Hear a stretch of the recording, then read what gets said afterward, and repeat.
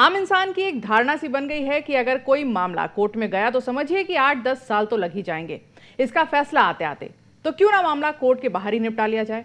और अगर कहें कि ये सिर्फ धारणा नहीं बल्कि हकीकत है तो भी गलत नहीं होगा। कोर्ट्स ने अपनी इसी छवि को सुधारने के लिए एक कदम उठाया और लोक अदालत बनाकर ये कदम हमारे सामने आया। नमस्कार, मैं हूं गुंजन, आप देख रहे हैं कानूनी पहलू और आज हम जानेंगे लोक अदालतों के बारे में।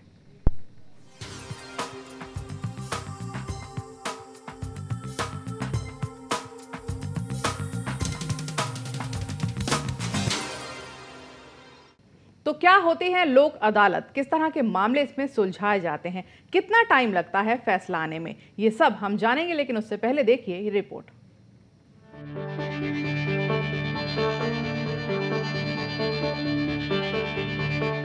देश की पुलिस और अदालत की छवि को लोकतांत्रिक देश के अनुरूप बनाने में सरकार, संसद और सुप्रीम कोर्ट दशकों से लगे हुए हैं। इसी कड़ी में आती है लोक अदालत। ये लोक अदालतें जनता की अदालत हैं, यानी इसमें जनता की सुविधाओं का पूरा ख्याल रखा जाता है। न्याय की ये सबसे सरल, सुविधाजनक और सस्ती व्यवस्था है। इससे अदालत की तरह न्यायिक शक्तियां हासिल हैं, लेकिन नियमित कोर्ट से अलग है। एक निश्चित तारीख को लोक अदालत लगाई जाती है। जिला जज अलग अलग बेंच गठित करते हैं, जिनमें एक न्यायिक अधिकारी और 2 सदस्य यानी कि एक सामाजिक कार्यकर्ता और एक अधिवक्ता होते हैं। इसमें नियमित कोर्ट की तरफ से भेजे गए मुकदमे निपटाए जाते हैं। लोक अदालत की सबसे बड़ी विशेषता है कि इसमें दोनों पक्ष यानी कि मुकदमा करने वाला और जिस पर मुकदमा हुआ है की सहमति से मुकदमे का निष्पादन होता है। सामान्य न्यायालय जब किसी मुकदमे या दावे का निष्पादन करता है, वो एक आदेश होता है। उसमें एक पक्ष की जीत और दूसरे की हार जैसी भावना होती है। लेकिन लोक अदालत इससे ठीक उलट है। इसमें तभी मुकदमे के निष्पादन का विचार होता है जब दोनों पक्ष इसके लिए राजी हों। इसमें दोनों पक्षों के बीच एक सहमति बनती है, उसी के आधार पर मामला निपटाया जाता है। इसीलिए इसके फैसले के खिलाफ कहीं अपील नहीं होती, ये कानून बाध्यता भी है।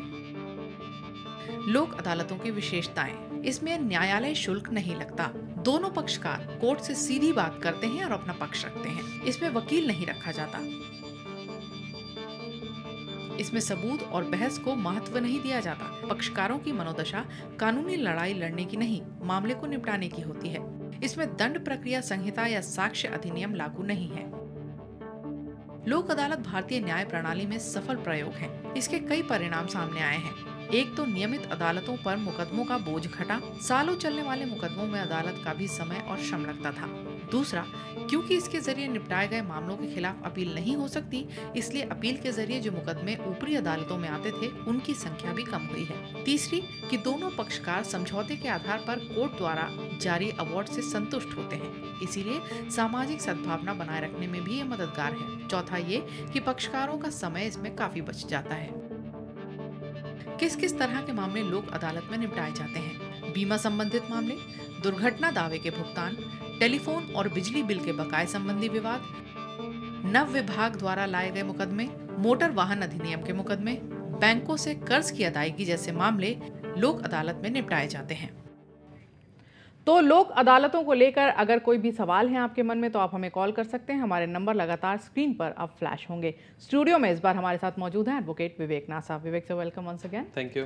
विवेक सर, हम लोक अदालतों की बात कर रहे हैं। सबसे पहले तो आपसे ये जानना चाहेंगे, ये लोक अदालत है क्या? जैसे कि इसका नाम है लोक अदालत, यानी कि जनता की अदालतें। लोक अदालत का जैसे लोग पहले पंच फैसले किया करते थे, पहले का सिस्टम चलता आ रहा है, पंच न्याय किया करते थे, उसी को आगे बढ़ाया गया और लोक अदालत का एक कॉन्सेप्ट लाया गया, जिसमें कि बड़ा इजी तरीके से डिस्प्यूट रेजोल्यूशन किया जाता है। ये एक तरीके से ऑल्टरनेट डिस्प्यूट रेजोल्यूशन का मैकेनिज्म है, जो कि सीपीसी में भी दिया गया है। लोक अदालत का मतलब है, जैसे कि मैंने कहा, जनता की अदालत। ये लीगल सर्विसेज अथॉरिटी एक्ट 1987 में इसको लीगल जामा पहनाया गया और इसके अनुसार अलग अलग समय पे लोक अदालतें इंस्टीट्यूट की जाती हैं, कॉन्स्टिट्यूट की जाती हैं, जिसके तहत लोग जो दोनों पार्टी हैं जो भी केसेस लड़ रहे हैं, वो खुद जाके वहाँ पर अपना डिस्प्यूट रेजोल्यूशन कर सकते हैं बहुत ही अच्छे तरीके से और बहुत ही स्पीडी जस्टिस मिल सकता है। लोक अदालतों में कई तरीके के केसेस ला सकते हैं। उसमें आपको सबसे ज़्यादा एडवांटेज क्या है कि आपको किसी वकील की ज़रूरत नहीं, आप अपनी बहस खुद कर सकते हैं। और मेजरली लोक अदालत जो वर्क करती हैं वो करती हैं कॉम्प्रोमाइज़ के ऊपर, कि वो चाहती हैं कि आप लोग एक दोनों पार्टीज कोई कॉम्प्रोमाइज़ पे आ जाएं और उस डिस्प्यूट का सॉल्यूशन हो जाए। इससे क्या है कि जो बहुत लंबे केसेस चलते हैं, जो 4 साल 6 साल या 10 साल चलेंगे केसेस, लोक अदालत के थ्रू वो इमीडिएटली सॉल्व हो जाते हैं। उसमें दोनों पार्टियों का अपना राजीनामा हो जाता है। एक कदम एक पार्टी बढ़ती है, दो कदम दूसरी पार्टी बढ़ती है और एक म्यूचुअल फैसला हो जाता है। उस फैसले को कि कोर्ट की भी मोहर लग जाती है और वो कोर्ट की डिग्री की तरह बाध्य हो जाता है। इस ऑर्डर को अवार्ड का नाम दिया गया है और ये इक्विवेलेंट है कोर्ट के ऑर्डर के बराबर। लोक अदालत में बहुत तरीके के केसेस लाए जा सकते हैं और ये बड़ा ही स्पीडी ट्रायल है। सबसे अच्छी बात है कि इसमें आपकी कोर्ट फी नहीं लगती। अगर कोई रेगुलर केस भी रेफर हुआ है लोक अदालत में तो अगर कोई कोर्ट फी आपने पहले भी दी है वो भी रिफंड हो जाती है। इसके अलावा पब्लिक यूटिलिटी सर्विसेज की भी लोक अदालत हैं जो कि ऑन गोइंग लोक अदालत होती हैं, ये परमानेंट लोक अदालत होती हैं। ये सिर्फ पब्लिक यूटिलिटी सर्विसेज के लिए हैं, जैसे कि इंश्योरेंस हो गई, सैनिटेशन हो गई, एयरक्राफ्ट, ट्रांसपोर्ट, फाइनेंस, इस तरीके की चीज़ें। तो ये परमानेंट लोक अदालत हैं, हर जिले में, हर डिस्ट्रिक्ट या डिवीजन लेवल पे इंस्टीट्यूट की गई हैं और ये ऑन गोइंग है जी। वकील साहब, लोक अदालतों का मकसद क्या है, क्यों ये बनाई गई? क्योंकि आपने कहा कि पंचायत का एक तरह से रिफाइंड फॉर्म है। Absolutely. तो फिर पंचायत में ही मामले सुलझा लिए जाए, यहाँ पहुंचने की जरूरत क्या है? बिल्कुल अच्छी बात है। पहले पंचायत में मामले सुलझा दिए जाते थे, पर उसका क्या लीगल स्टैंडिंग क्या थी? पंचों ने एक न्याय कर दिया, अगर लोगों ने मान लिया तो ठीक है, नहीं मानेंगे तो उसकी लीगल स्टैंडिंग क्या है? पर जब इसको आगे बढ़ाया, ये एक कानूनी फॉर्म है उसी तरीके के डिस्प्यूट रेजोल्यूशन की, तो अल्टीमेटली जो भी अवार्ड ये लोक अदालत पास करेगी that is final and binding, उसका लीगल इफेक्ट है। जो भी अवार्ड पास होगा उसकी एग्जीक्यूशन करवाई जा सकती है और वो सिविल कोर्ट उसकी एग्जीक्यूशन करती है। तो लोक अदालत की बहुत एडवांटेजेस हैं इस तरीके से।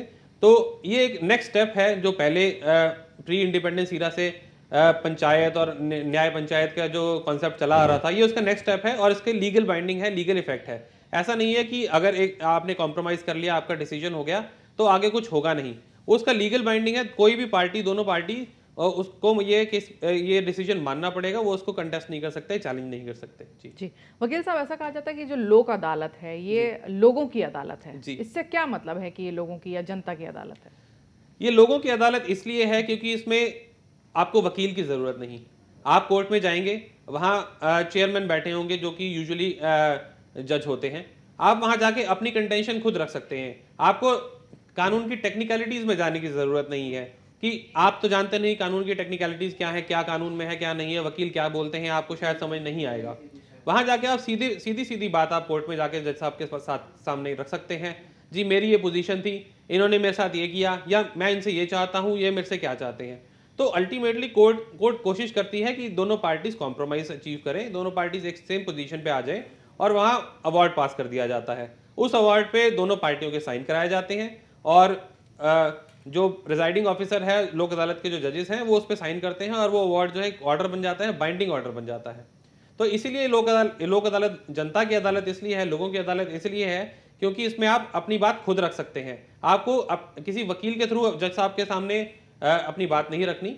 जो भी चेयरमैन है लोक अदालत के, आप उनके सामने अपनी बात खुद रख सकते हैं, सरल भाषा में रख सकते हैं, सरल शब्दों में रख सकते हैं, जितनी आपको नॉलेज है उसी हिसाब से रख सकते हैं। जी वकील साहब, आपने कहा कि आम आदमी खुद ही पहुंच सकता है अपनी समस्या लेकर लोक अदालत में और अपनी बात रख सकते हैं, लेकिन एक आम आदमी को ये कैसे पता चलेगा कि फला केस लेके ही हमें लोक अदालत में जाना है, या क्या मेरा केस इतना सॉलिड है कि मैं इसे लोक अदालत में लेके जाऊं, या ये इसकी क्या गारंटी है कि वहाँ उसके साथ कोई फ्रॉड नहीं होगा, वहाँ उसके साथ कोई किसी तरह का झोलझाल नहीं होगा कि आम आदमी फंस के रह जाए कि भाई बेकार ही आए हम यहाँ पर? जी बहुत अच्छा सवाल है। जहाँ तक बात है कि कौन वो कैसे उसको पता चले कि कौन सा केस वो लोक अदालत में लेके जा सकता है।